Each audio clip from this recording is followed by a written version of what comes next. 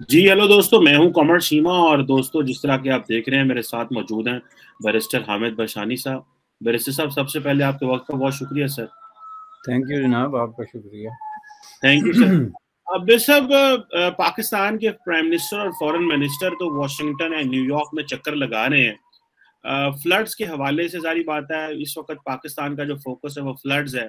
اگر فلڈ نہ ہوتے تو پتہ نہیں پاکستان کا فوکس کیا ہوتا، کیونکہ ویسے تو پاکستان کو کلائمیٹ چینج سے کوئی اتنا انٹرسٹ نہیں ہے۔ امریکی جو کلائمیٹ چینج کے پریزیڈنٹ اوباما کے ایڈوائزر ہیں جان کیری، وہ بھی ملے ہیں۔ انہوں نے بھی جو ہے وہ یہ کہا کہ ہم $55 ملین ہم نے آپ کو دیا ہے۔ اب پاکستان جو ہے سر، وہ یونائٹڈ نیشنز میں ایک فریش اپیل کرنے لگا with the support of the UN کہ پاکستان کو جو پیسے ملے ہیں وہ ان ایڈیکویٹ ہیں۔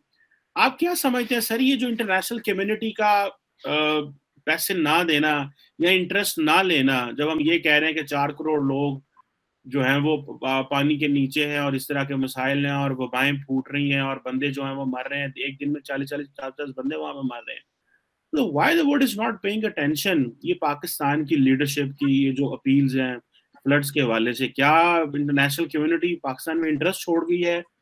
کیا ہماری ضرورت صرف افغانستان کی وجہ سے تھی؟ کیا آپ اس کو کیسے دیکھتے ہیں سر؟ دیکھیں جی، اس کے مختلف ڈائمینشنز ہیں۔ پہلا بڑا تو میں اس کو کہوں گا وہی ولف کرائی والی بات ہے کہ بھیڑیا آ گیا، تو جب حقیقت میں بھیڑیا آیا تو کسی نے توجہ نہیں دی۔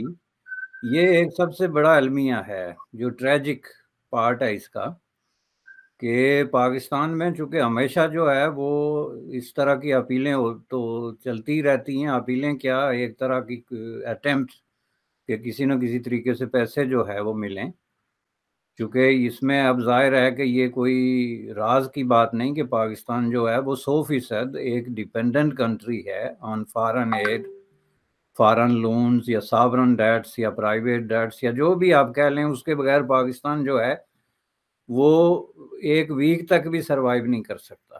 اس میں سارے ڈیٹس ڈال رہا ہوں، ساورن، انٹرنل، ایکسٹرنل اور وغیرہ وغیرہ۔ تو بنیادی طور پہ ایک ایسی کنٹری جس کا all together day to day routine جو ہے وہ یہ ہو کہ کہیں سے پیسے لے کے تو اگلے بل ادا کیے جائیں، تو اس کے لیے ظاہر ہے پھر دنیا کے اندر ایک موقف بنتا ہے۔ ایک تو یہ ہے کہ جس میں لوگ یہ ایک بڑا نیچرل قسم کے پروسیس میں بنتا ہے کہ جی یہ تو ہمیشہ مانگتے رہتے ہیں جی، تو اس میں پھر کوئی بہت زیادہ توجہ نہیں دیتا۔ چونکہ جہاں تک ڈیزاسٹر کی بات ہے تو وہ ہر وقت پاکستان اسی طرح پوز کرتا رہا ہے کہ یہاں پہ کوئی بہت بڑا جو ہے نا ایک عذاب ہم جو ہے وہ بھگت رہے ہیں، لیکن یہ اس کا ایک پہلو ہے۔ اصل جو سب سے بڑا اس کا پہلو ہے وہ کریڈیبلٹی ایشو ہے۔ یہ پاکستان میں پہلی دفعہ اس طرح نہیں ہوا کہ یہاں پہ کوئی نیچرل ڈیزاسٹر ہو گیا یا فلڈز یا کوئی اور اس طرح کی جو چیزیں آتی رہتی ہیں، زلزلہ وغیرہ۔ یہ ظاہر ہے کہ آپ اگر اسی صدی میں دیکھ لیں 2000 سے لے کے 22 تک، تو 2-3 موقع ایسے آئے ہیں کہ جب جو ہے وہ انٹرنیشنل کمیونٹی کی ضرورت پڑی تھی اور پڑتی ہے۔ آپ نے دیکھا ہوگا کہ زلزلے کے وقت جو ہے جس طریقے سے بڑے پیمانے پہ جو ہے وہ دنیا نے بڑا رول پلے کیا تھا، لیکن اس میں ظاہر ہے کہ یہ جتنے ملک جو ہیں نا وہ پیسے دیتے ہیں، ہمارے ہاں تصور یہ ہے کہ یہ ان لوگوں کا رویہ پیسے کے بارے میں وہی ہے جو ہمارے ہاں ہے۔ ہمارے ہاں تو پیسے کے بارے میں رویہ جو سرکاری سطح پہ ہے نا آفیشیل، وہ یہ ہے کہ کھاؤ پیو اور بھول جاؤ۔ نہ کوئی آڈٹ ہے، نہ کسی طرح کا کوئی آپ کا احتساب ہے، نہ کبھی کسی سے کسی نے پوچھا۔ جو کرپشن کی بات نہیں کر رہا میں، جو پیسے جو ہے وہ ایک نارمل روٹین میں مس یوز کیے اور کھائے جا رہے ہیں، تو اس کو تو کوئی کرپشن کہتا ہی نہیں، حالانکہ اصل کرپشن وہ ہے۔ اب یہ ملک جو پیسے دیتے ہیں یہ بنیادی طور پہ ٹیکس پیئر کا پیسہ ہوتا ہے۔ یہ بات نہیں کہ یہ ان کے جو ہے وہ پڑے ہوئے ہیں بیگ میں تو نکال کے دے دیے کوئی کسی حساب کتاب کے بغیر۔ یہ بہت ہی کریٹیکل قسم کے پیسے ہوتے ہیں، ٹیکس پیئر کا پیسہ ہے، اس کی باقاعدہ اس کے پیچھے جو ہے وہ لیجسلیچر ہے جو اس طرح کے فنڈز مختص کرتی ہے کہ ہم نے انٹرنیشنلی کن ملکوں کو کیا مدد دینی ہے، اور اس کے لیے باقاعدہ آڈٹس ہوتے ہیں، کمیٹیز ہیں جو پھر ایونچولی اس کو ٹریک ڈاؤن کرتی ہیں کہ جی ہم نے 55 ملین فار ایگزامپل پاکستان کو فلڈز کے اس میں دے دیا تو 2-4 سال بعد ان کے پاس پوری رپورٹ آئے گی کہ وہ پیسہ کہاں یوز ہوا، کس طرح ہوا. اب یہ آپ مجھے بتائیں کہ کیا یہ کوئی سیکرٹ ہے کہ پاکستان چلتا ہی فارن ایڈ پہ ہے، اور پاکستان میں جتنا پیسہ آتا ہے اس میں سے 80% جو ہے وہ وہاں کے جو رولنگ ایلیٹ ہے اس کی ڈیلی عیاشیوں پہ اور اللہ تلالے جس کو آپ کہتے ہیں اس پہ خرچ ہوتا ہے.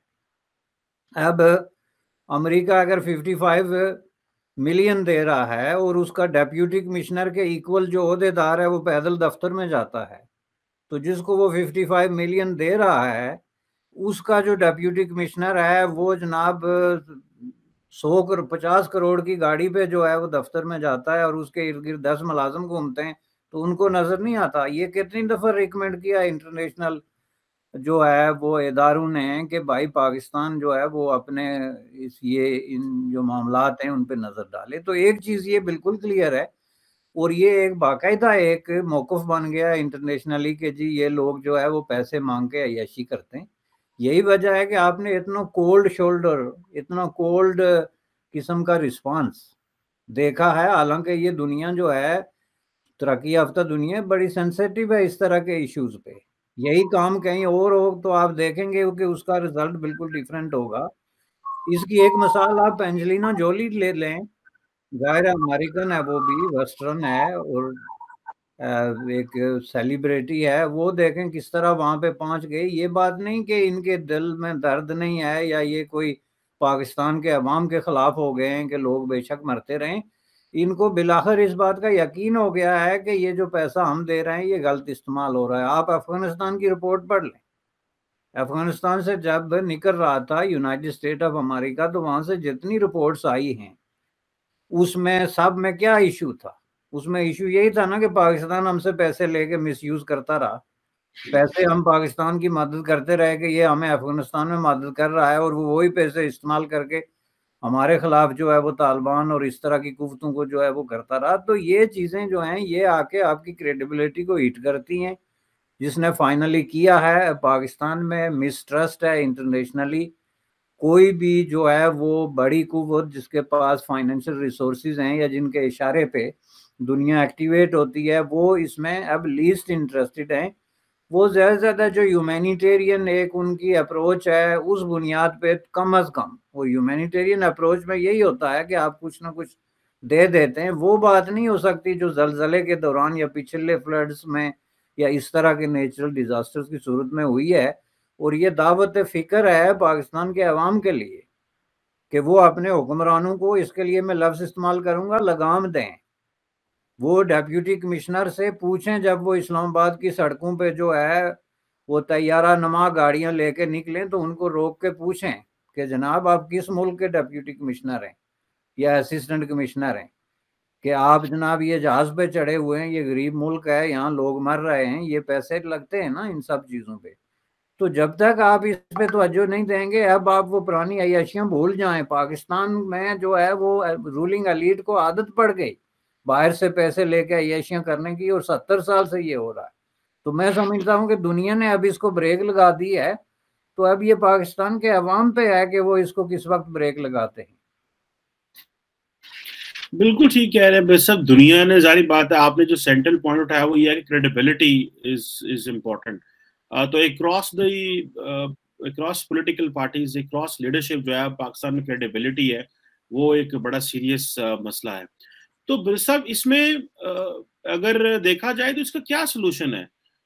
نہ تو لیڈرشپ بدلنی ہے، نہ عوام میں اتنی جان ہے کہ وہ لوگوں کو کر سکیں. اگر کوئی پاپولر لیڈر آتا ہے تو وہ کہہ رہا ہے، وہ آگے سے آ کے امریکہ اور یورپ اور ساری دنیا کو گالیاں دینا شروع کر دیتا ہے.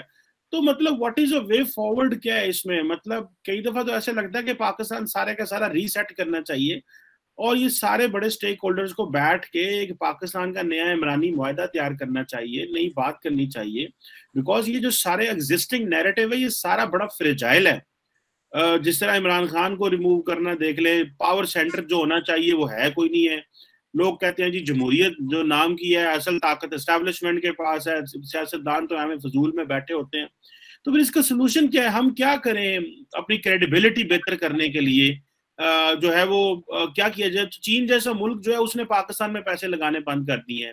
سی پیک جسے کہتے ہیں وہ فیل ہو چکا ہے آلموسٹ. اس میں مطلب اس کا الٹیمیٹ گول اس میں سے نکلنا تھا وہ یہ تھا کہ ایکسپورٹ لیڈ پاکستانی اکانومی بنتی, کہ پاکستانی ملک سے ایکسپورٹ ہوتی.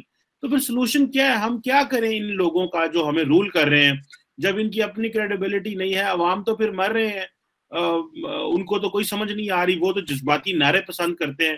تو اس پہ پھر بسو آپ کی کیا سوچتے ہیں سر آپ اس پہ؟ دیکھیں یہ بہت بڑا ایک المناک قسم کا باب ہے جی, چیپٹر ہے پاکستان کی پولیٹیکل اور سوشیو ایکنامک ہسٹری کا. آپ کہتے ہیں یہ بیٹھ کے تو کوئی طریقہ نکالیں, یہ بیٹھ کے طریقہ کیسے نکالیں گے جناب؟ انہی کا تو سارا کیا دھرا ہے جو اس وقت ہیں, خواہ اس میں کوئی ہو, اقتدار میں ہو یا اقتدار سے باہر بیٹھا ہو.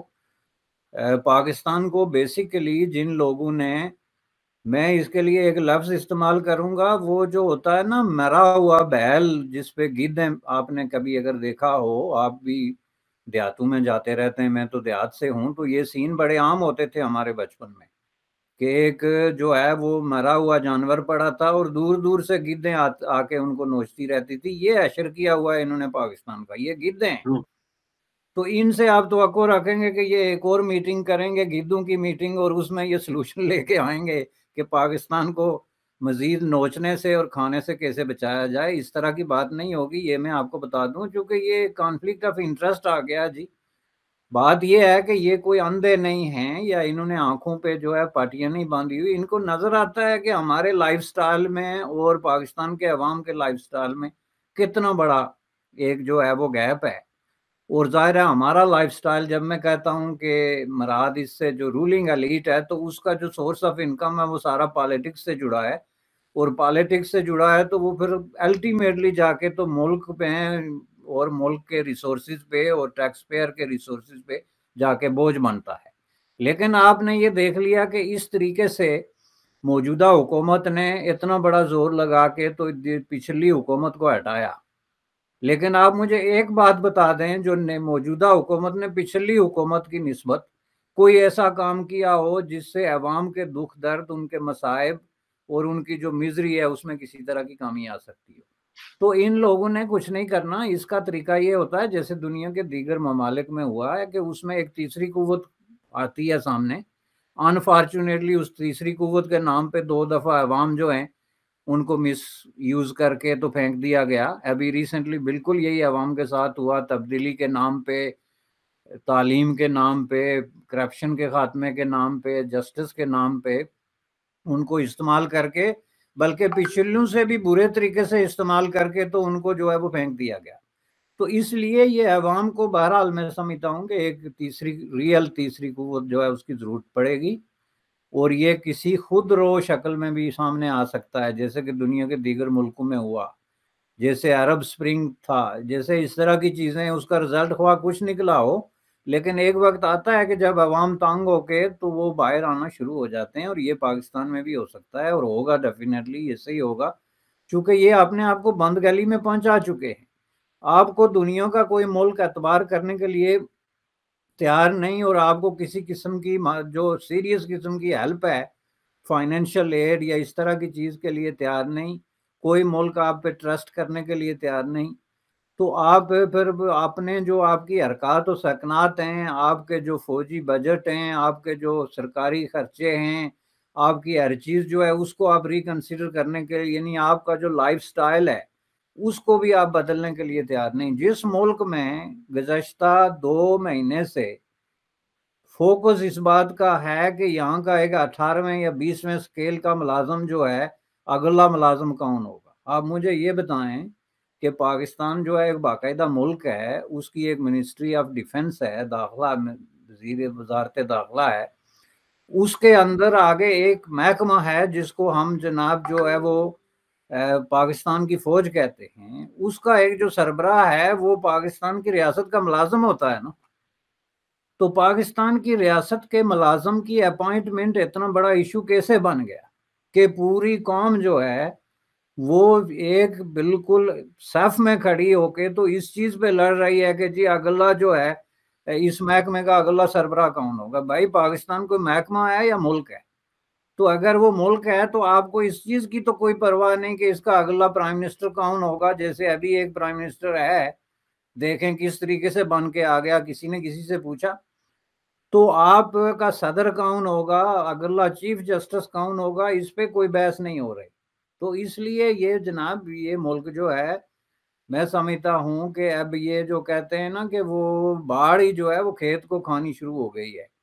تو اب اس کو روکنا آپ دیکھیں ایک بہت ہی مجھے لگتا ہے کہ یہ ایک بہت بڑا چیلنجنگ قسم کا مسئلہ ہے لوگوں کے لیے. اور دنیا جو ہے وہ اب اس کا جو رویہ ہے، خواہ وہ انڈیفرنس کا ہو، لا تعلقی کا ہو، یا بہت طریقے سے جو ہے آپ کو اگنور کرنے کا ہو، جو کہ بڑے پیمانے پہ ہوا ہے. یونائٹڈ نیشن جتنی اپیلیں مرضی کر لے، یونائٹڈ نیشن جو ہے وہ ایک ادارہ ہے، بالکل باعزت ہے، سب کچھ ہے، لیکن ہم سب کو پتا ہے کہ اس کا ایکٹیویٹ یا ڈی ایکٹیویٹ ہونے کا میکانزم اور بٹن کہاں پہ ہے. تو اس کے بغیر تو یونائٹڈ نیشن جو ہے وہ تو بہرحال نہ آج تک اس نے کچھ کیا، نہ آئندہ تاریخ میں کچھ کر سکتی ہے. تو اس حوالے سے آپ لوگوں کو میں سمجھتا ہوں کہ جیسے آپ نے وہ لفظ شروع میں استعمال کیا تھا نا کہ پورے پاکستان کو ری ایڈجسٹ کرنے کی ضرورت ہے. اور ری ایڈجسٹ جب آپ کریں گے تو اس میں یہ جتنی آپ کی مراعات یافتہ رولنگ ایلیٹ اس وقت ہے، ان کی مراعات آپ واپس لے لیں. اب اس میں ہم سٹیٹس میں چلے جائیں تو آپ یہ دیکھیں کہ اگر آپ صرف اس ایک پہلو کو کنٹرول کر لیتے ہیں کہ پاکستان میں جو سول اور ملٹری بیوروکریسی پہ جتنے پیسے خرچ ہو رہے ہیں ان کے آفیسر کلاس پہ، اس کے اگر آپ 50% کو کنٹرول کر لیتے ہیں تو آپ کو کسی دنیا کی کسی طاقت سے ایک پیسہ بھی قرض لینے کی ضرورت نہیں ہے. یہ آپ ابھی کیلکولیٹر سامنے رکھ کے تو جمع کر کے دیکھ لیں کہ آئی ایم ایف آپ کو کتنے پیسے دے رہی ہے، اور سالانہ آپ کے انتظامی اخراجات جو ہیں اور وہ بھی 16ویں اسکیل سے اوپر کے آفیسرز پہ پاکستان میں کتنے ہو رہے ہیں. تو اس سے آپ کو خود جو ہے خوفناک قسم کی حقیقت کا سامنا کرنا پڑے گا. بالکل بھائی صاحب، یہ جو آپ نے بات کی ہے اس میں یہ ہے کہ جو آپ بات کر رہے ہیں اس میں ظاہری بات ہے، میں تو جب ہم دیکھتے ہیں کہ ہمارے لوگ جو سیاستدان ہیں، ہر بندہ جو ہے وہ ایک سیکیورٹی پروٹوکول کی گاڑی ساتھ رکھنا چاہتا ہے. یہ لوگوں کا ایک الٹیمیٹ ڈریم ہے پاکستان کے اندر. وہ سیاستدان ہو، وہ پولیس والا ہو، وہ عام جنرل، کوئی بندہ بھی ہو، اس کا جو ڈریم ہے نا زندگی کا، میرے نا سیکیورٹی ہونی چاہیے.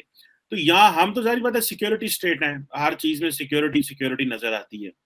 تو بے شک جو آپ بات کر رہے ہیں اس میں کہ بھائی یہ آپ نے بڑی زبردست بات کی ہے کہ ایک 21ویں گریڈ کے بندے کی اپوائنٹمنٹ کے لیے سارا پاکستان جو ہے وہ سراپا احتجاج ہوا ہے. ایک سابق وزیر اعظم ہے جو ان کو کہہ رہے ہیں مجھے طاقت میں پاور میں دوبارہ لے کے آؤ. تو یہ ظاہری بات ہے سارے کا سارا جو آپ کہہ رہے ہیں نا بیلنس ملک کا جو ہے وہ خراب ہوا ہے. میرے صاحب ویسے ایک مزے کی بات بتاؤں، اگر آپ بیوروکریسی سے پوچھیں وہ کہہ رہے ہیں ہم پہ تو اتنا خرچے نہیں آتا، آپ ہمیں ہمارے خرچے کم کر کے کیا کریں گے. یہ عمران خان نے آگے کہا میں یہ کر دوں گا وہ کر دوں گا، آپ فلان گاڑی استعمال نہ کریں، پیٹرول اتنا کم استعمال کریں. ان کی وہ آپ کو پتہ ہے یاد ہوگا عمران خان نے ڈاکٹر عشرت حسین کو انسٹیٹیوشن ریفارم پہ لگایا، وہ ساری چیزیں تیار کر کے وہ بند کر کے وہ چھوڑ کے چلا گیا. نہ پتا چلا وہ انسٹیٹیوشن ریفارم ہے کیا، نہ پتا چلا وہ بیوروکریسی میں کیا تبدیلی ہوگی، وہ پتہ ہی نہیں چلا کہ وہ آج تک کبھی کسی نے بات ہی نہیں کیا. آپ امیجن کر لیں کہ کتنا ان امپورٹنٹ ایشو ہے پبلک کے لیے کہ پراپر انسٹیٹیوشن ریفارم کے لیے ایک شخص کو رکھا جو کہ فارمر اسٹیٹ بینک کا گورنر تھا، اکانومسٹ ہے، ورلڈ وائڈ ریسپیکٹڈ ہے، بڑی کتابیں لکھی ہیں اس نے، میں خود اس کی بڑی کتابیں پڑھی ہیں، لیکن وہ خود اس نے کتاب لکھی ہے گورننگ دی انگورنیبل اور بہت کچھ اس نے لکھا ہوا ہے، لیکن انفارچونیٹلی پبلک کے سامنے وہ نہیں آ سکا. تو سب بیوروکریسی تو یہ کہتی ہے کہ ہمارے اوپر تو اتنا خرچہ ہی کوئی نہیں ہے، ہم تو پرابلم ہی کوئی نہیں ہے، یہ پرابلم کہیں اور ہے. تو وہ جن کے ہاں پرابلم ہے ان کو کوئی ٹچ نہیں کرتا، ان کو تو کہتے ہیں کہ ہمیں طاقت میں کس طرح لے کے آئیں گے آپ، ان کو تو آگے بیک ڈور چینل ان سے تو ڈیلیں ہوتی ہیں. تو یہ جو عمران خان اویئرنیس جنریٹ کر رہا ہے اسٹیبلشمنٹ کے بارے میں، آپ سمجھتے ہیں کہ اس سے کوئی فرق پڑے گا؟ At the end of the day public جو ہے وہ کہے گی کہ جو پاور میں آنے کا جو معیار ہے وہ صرف اور صرف ووٹ ہونا چاہیے اور نہ کہ جو ہے وہ اسٹیبلشمنٹ کی آشیرواد سے پاور میں آیا جائے. ڈو یو تھنک کہ یہ جو سینسٹائزیشن ہے پبلک میں، یہ شارٹ سا ایک کوشچن ہے سر، اگر آپ بتا دیں کہ اس میں کوئی ہوگی کوئی ڈیولپمنٹ ہو پائے گی یا لوگ اس کو ایکسیپٹ کر لیں گے یا کہ مشکل ہے؟ دیکھیں جی یہ جو پہلو ہے نا ان کی جو بھی یہ جو اسٹرگل ہے یا جو بھی پولیٹیکل ایکٹیویزم ہے اس کا یہ جو پہلو ہے اس کا بہرحال آپ کو یہ پازیٹیو ماننا پڑے گا کہ اس سے عوام کے اندر بڑے پیمانے پہ ایک تبدیلی آ رہی ہے.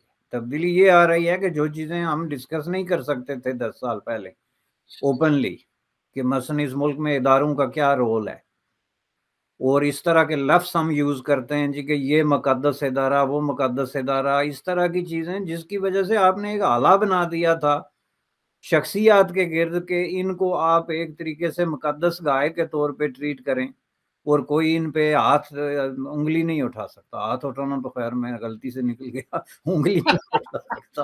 تو یہ جو تھی انگلی جو ہے ہاں یہ چیز جو تھی ہاتھ اٹھانا ان کا کام ہے نا وہ تو خیر ظاہر ہے.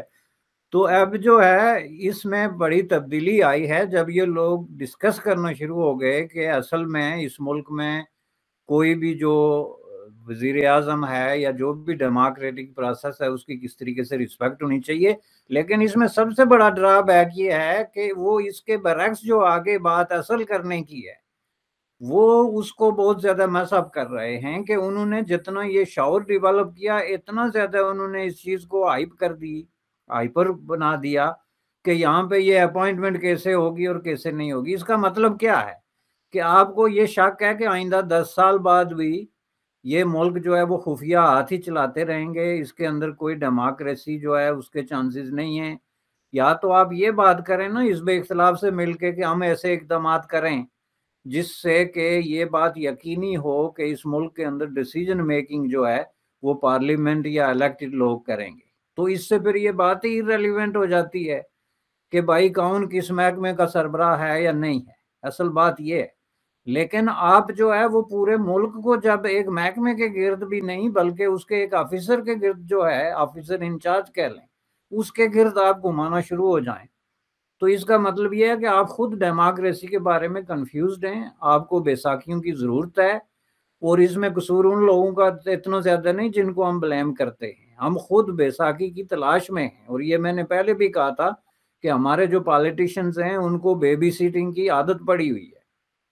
اب اگر ان کا بیبی سیٹر نہیں ہے تو وہ بڑے بے چین اور بڑے جو ہے وہ پریشان حال ہو جاتے ہیں اور پھر اٹھ کے اس بات پہ بھی جلوس نکالنا شروع کر دیتے ہیں کہ where is my baby sitter. تو یہ سچویشن جو ہے یا میرا بیبی سیٹر ان ایکٹیو کیسے ہو گیا. تو یہ چیز جب ہو جائے نا تو یہ ڈیموکریسی سے ناواقفیت اور اس کی جو اصل روح ہے اس کے ساتھ جو ہے وہ ریکنسائل نہیں کرتی. بالکل صحیح کہہ رہے ہیں کہ یہ ایک طرف اویئرنیس دینا اور دوسری طرف جو ہے نا بند کمرے میں. بلکہ کل وہ ہمارے دوست ہیں کامران یوسف صاحب ایکسپریس ٹریبیون میں لکھتے ہیں، انہوں نے ایک سٹوری کی ہوئی تھی کہ امریکی جو پی ٹی آئی والے ہیں وہ امریکہ تھنک ٹینک سے بڑی ملاقاتوں کی ریکویسٹیں ڈال رہے ہیں کہ میری لائن سیٹ ہو جائے. ان کو پتا ہے کہ امریکہ سے بھی لائن سیٹ کرو، اسٹیبلشمنٹ سے بھی لائن سیٹ کرو، اور جتنا عوام کو اویئر کرنا تھا وہ کر لیا، پبلک کو پتہ لگ گیا ہے. اب جو اصل جن کے پاس پاور ہے ان کے ساتھ بھی اپنی لائن سیٹ رکھو، دیٹ از نیسسری. لیکن وہ ایون کہ تھنک ٹینکس کے لوگ بھی پی ٹی آئی سے ملنے کو کتراتے ہیں کہ یہ نہ ہوگا نیا کٹا کھول جائے ان کا. Any how thank you very much barrister Ahmed Bishani sahib for your time and